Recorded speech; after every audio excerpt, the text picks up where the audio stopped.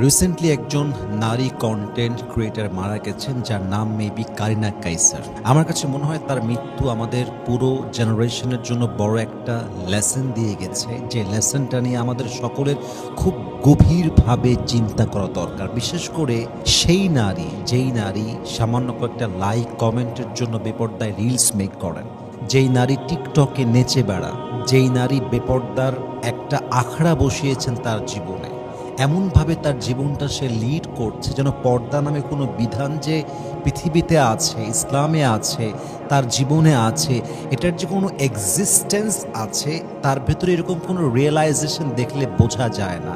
মুসলমান ঘরের নারী টিকটকে নাচের ভিডিও বানায়, মুসলমান ঘরের নারী শাড়ি পরে যেমনভাবে শো করতে মনে চায়, নিজেকে যেভাবে রিপ্রেজেন্ট করতে মনে চায় করতেছে।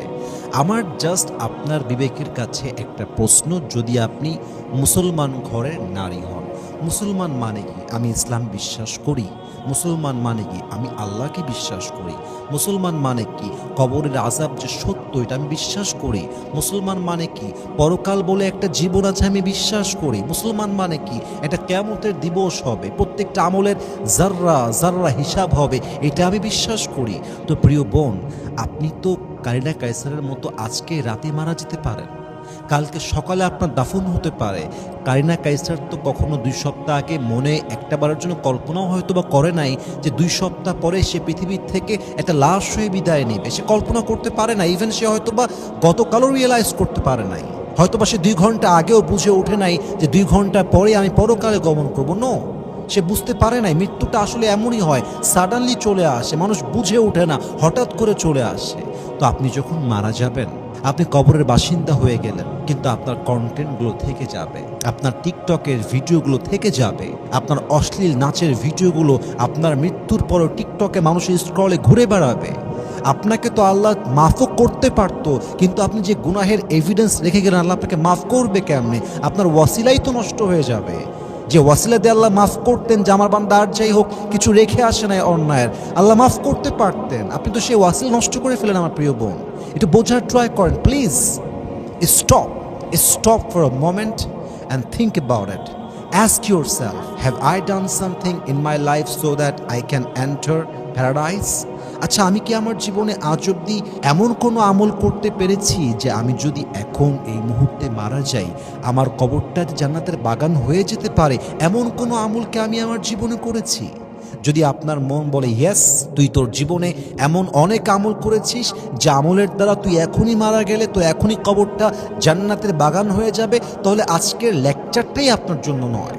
কিন্তু আপনার মন যদি বলে যে না, আমি তো এখন সে আমলটা করি নাই, আমি তো এখন মারা গেলে জান্নাতে যাব, এমন কোনো গুড আমল, এমন কোনো গুড ডিডস, নেক আমল তো আমার পুরো আমল নামার কোথাও খুঁজে পাওয়া যাবে না, তাহলে আপনি কিসের অপেক্ষায় আছেন? আপনি কেন বেপর্দায় চলছেন? আপনি কবে পর্দাশীল হবেন? কবে আপনি অশ্লীল কন্টেন্ট ছাড়বেন? কবে আপনি পর্নোগ্রাফি ছাড়বেন? কবে আপনি হারাম রিলেশনশিপ থেকে বের হবেন? কবে আপনি হারাম খাওয়া ছাড়বেন? কতদিন আপনি আল্লাহর অবাধ্য হয়ে চলবেন? প্রিয় ভাই, প্রিয় বোন আমার, একটু ভাবেন না একটা মুহূর্তের জন্য। মৃত্যু যে কোনো সময় চলে আসতে পারে।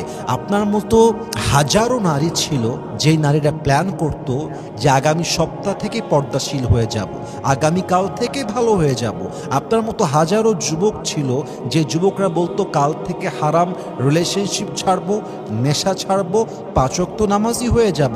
ওই আগামীকালটা আর আসে নাই, ওরা সেদিনই 3.5 হাত মাটির কবরের বাসিন্দা হয়ে গিয়েছে। ঠিক কিনা বলেন?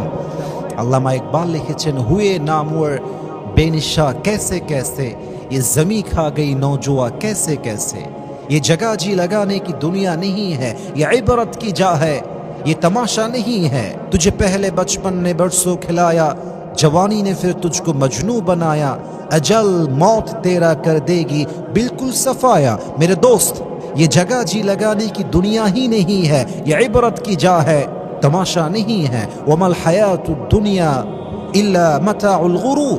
This life of this world is nothing more than play and entertainment. এই দুনিয়ার জীবনটা হচ্ছে এটা চাকচিক্যতার জায়গা, এটা ধোঁকা ছাড়া আর কিছু হতে পারে না। লিকুল্লি উম্মাতিন আজাল, ইযা জাআ আজালুহুম ফালা ইস্তাখিরুনা সাআতাও ওয়ালা ইস্তাকদিমুন। প্রত্যেকটা মানুষের জন্য আল্লাহ তাআলা মৃত্যুর একটা সময়সীমা বেঁধে দিয়েছেন। যুবক বয়সে মারা যেতে পারে, কিশোর হয়ে মারা যেতে পারে, বৃদ্ধ বয়সে মারা যেতে পারে। প্রত্যেকের জন্য নির্দিষ্ট সময়কে বেঁধে দিয়েছে একজন, বলেন সবাই তিনি কে? এই জন্য please stop for a moment, একটু সময় নেন, একটা পজ দেন, নিজেকে প্রশ্ন করেন আপনি কোন ট্র্যাকে আছেন। আপনি কি রাইট ট্র্যাকে আছেন না রং ট্র্যাকে আছেন? আপনার জীবন কি জান্নাতের দিকে যাচ্ছে না জাহান্নামের দিকে যাচ্ছে?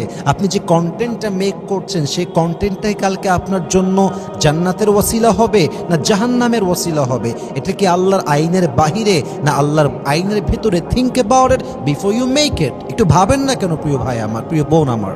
আর আমি একটি কথা বলতে চাই, আই এম নট এক্সট্রিমিস্ট। আমি কোনো চরম লেভেলের মানুষ নই, চরম চিন্তার মানুষ নই। আমি জাস্ট বলছি, যেহেতু আপনি মুসলমান, যেহেতু আপনি মুসলিম হিসেবে নিজেকে ইন্ট্রোডিউস করান, সো প্লিজ কোনো কাজ করার পূর্বে ভাববেন আপনি মারা গেলে এটা আপনার জন্য নাজাতের ওয়াসিলা হবে না জাহান্নামে যাওয়ার ওয়াসিলা হবে। হ্যাঁ, যদি আপনি বলেন আমি আল্লাহকে বিশ্বাস করি না, যদি আপনি বলেন কবর সত্য তা আমি বিশ্বাস করি না, যদি আপনি বলেন কিয়ামত বিশ্বাস করি না, নবীকে বিশ্বাস করি না, কোরআন বিশ্বাস করি না, ইসলামকে মানি না, মানবো না, this lecture is not for you, এটা আপনার জন্য বক্তব্য নয়। বাট যদি আপনি বলেন যে আমি মুসলমান ঘরের মেয়ে, আমি মুসলমান ঘরের সন্তান, আমি যুবক, মুসলমান ঘরের যুবক আমি, যদি আপনি নিজেকে মুসলমান হিসেবে পরিচয় করান, প্লিজ আমার কথাগুলো একটু ভাববেন। আল্লাহ আমাদের সবাইকে বোঝার তৌফিক দান করুন। পড়া আমিন।